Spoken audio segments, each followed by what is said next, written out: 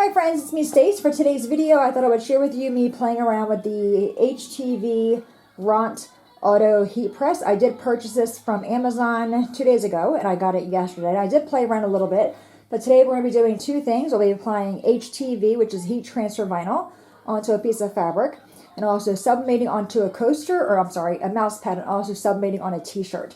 So it's already at the right temperature for the vinyl. So I'm going to move this out.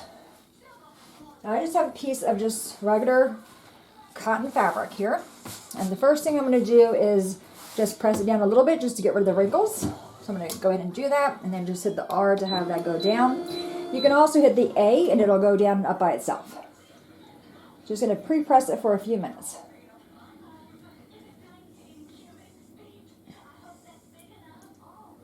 Okay, let's release that. Alright, so I think we're good there. So I'm going to let this cool off a little bit. I will say the heat press, I love the compact size of it. I think it's a really nice looking machine as well.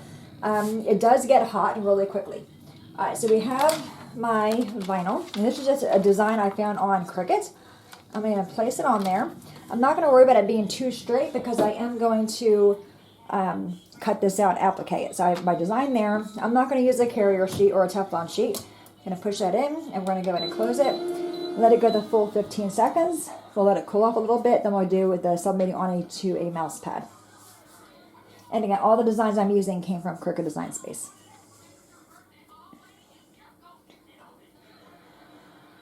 So when it's done, it will go up all by itself. Alrighty, let's take that out. I'm just going to have a peek at it to see how we did. And it looks like it did pretty good. I'm going to take that off and just set it aside to cool off a little bit. Alright, now we're going to work onto our mouse pad. And for that, I do need to change the temperature. So I'm going to go in and hit this little temperature icon, and I believe, where's my paperwork at? Hang on. Alright, I found the booklet. It's a very small booklet, but in the back here it tells you chart. So we're going to be doing sublimating paper on polyester, and it tells me to do a temperature of 356 to 392. So we're going to hit the temperature icon there. You'll see it blink. I'll just use the plus to move that up.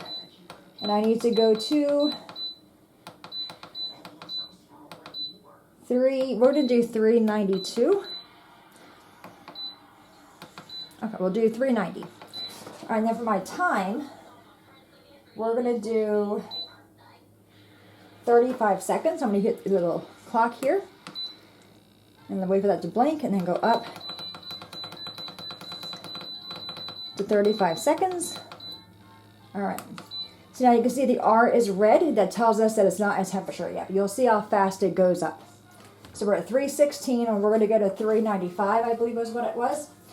So I have my mouse pad right here. I'm going to go ahead and just take a lint roller and just roll that. Alright, I think that's pretty good. I'm going to take my design, actually I'm going to take some picture paper here, lay that down first. Okay, take our design. This is a Christmas one. Again, I found it off of Cricut Design Space. I'm actually going to pick this up first just to make sure this is all on there.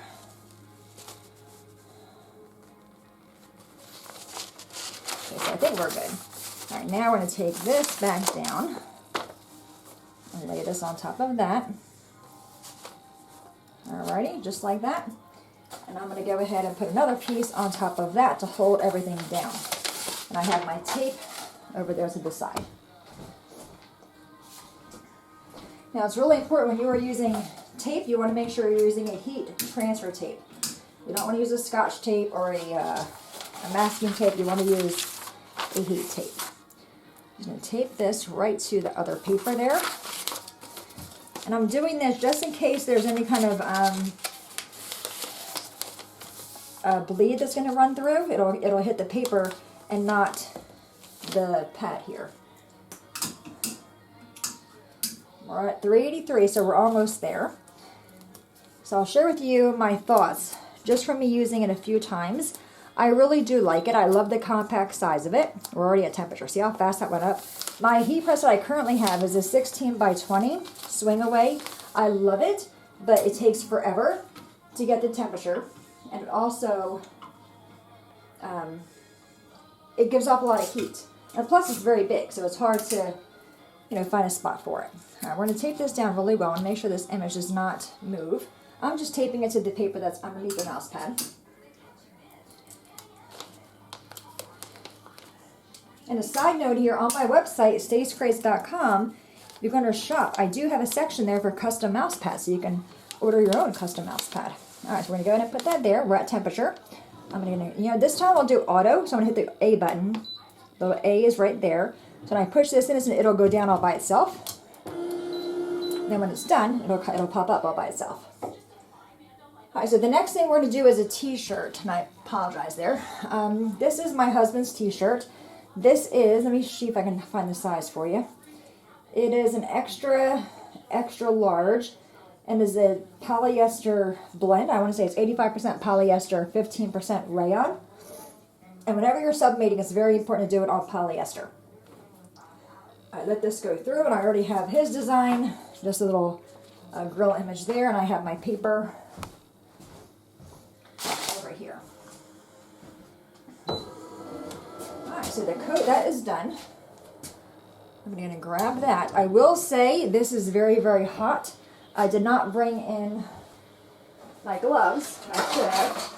So I'm going to use this little rack right here just to grab this and put that on there. Okay, we'll let that cool off a minute as well. All right, so now we're going to do the t-shirt. So the t-shirt, if you're going to be doing a lot of t-shirts, this probably is not the right press for you because you can see we have very little room here. But I don't do a whole lot of t-shirts, so I'm not too worried about it. I'm basically just going to try to center this onto this piece here. Making sure my collar is off. Okay, bring it down. Bring that over.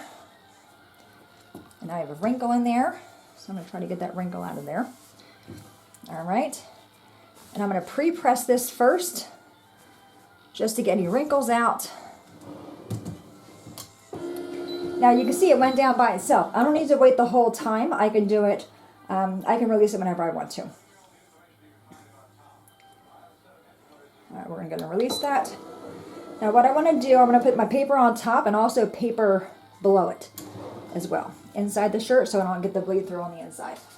Actually, you know what I'm going to do? Yeah, that'll work. All right, let's take our piece of fabric or a piece of butcher paper here. And I'm going to slide this in. I should have used a bigger piece, but I'm okay with it. If I ruin the shirt, hubby said it doesn't really matter, so we're okay there. Okay, just kind of get this in there and be careful because this piece, this bottom piece is hot. It does retain heat really, really well, which is a good thing. But when you've got your hands in there, maybe not so much. All right, so that's good right there. All right, we're going to put our design on there. And I want to make sure I have this going the right way. Okay, just like that. Put our butcher paper on top of that. Just like that. And I'm going to kind of hold this paper down as it goes in there very carefully. Okay. All right. 35 seconds later, hopefully we'll have a really nice shirt. Now I'm going to show you the vinyl. I'm just going to take this. Actually, I'll show all of this on a separate angle for the camera so you can see all of them. But overall, I do like the machine. I think it's relatively quiet. I love the compact size, and I think it does a good job on what I'm using it for. Sublimating on mouse pads, that kind of thing, and a little bit of heat transfer vinyl here and there. And my room's not getting overly hot. And like I said, it does heat up really quickly. I mean, it gets to 400 degrees in under 6 minutes. My heat press took over a half hour to do that. All right, we are done. Let's take this off. I'm actually going to let it sit right here and then turn the unit off. Just hit the power button. Now, the one downside I find with the unit is with the machine turned off, the power button still blinks, letting you know, hey, there's power to me. So we're not going to be using it. I'd probably unplug it just to be safe. But I'm going to change the camera angles, and I'll show you these designs that we made. All right, better camera angles. We're going to go ahead and take this off. Comes off nice and easy. All the vinyl sticking.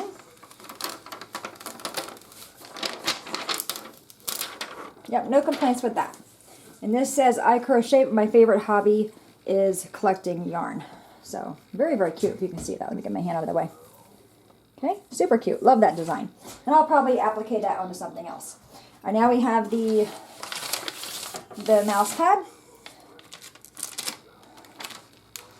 Let's take this off of there. Oh, that turned out very, very nice. Look at that. That's what it looked like here. Okay, and this is why we use the paper, because you can see we have a little bit of blowout there. Yeah. But the mouse pad turned out super cute. Merry, happy, jolly. Isn't that fun? Love that one. All right, that was a good job on the mouse pad. It did not flatten it, so it still retained the same thickness as well. And now we're going to do the shirt. Let me bring that over there. All right, let's take this off. Let's take our paper out from the inside. Okay, and again, I'm probably not centered. Actually, I'm not too bad. Okay, but that's what the shirt looks like. Very nice. Nice and crisp. Turned out really, really well. So I'm happy with it. So I think I'm going to keep it. I'll probably sell my big heat press and keep this one. I think it does a good job. Like I said, for what I'm using it for, I think it's really nice.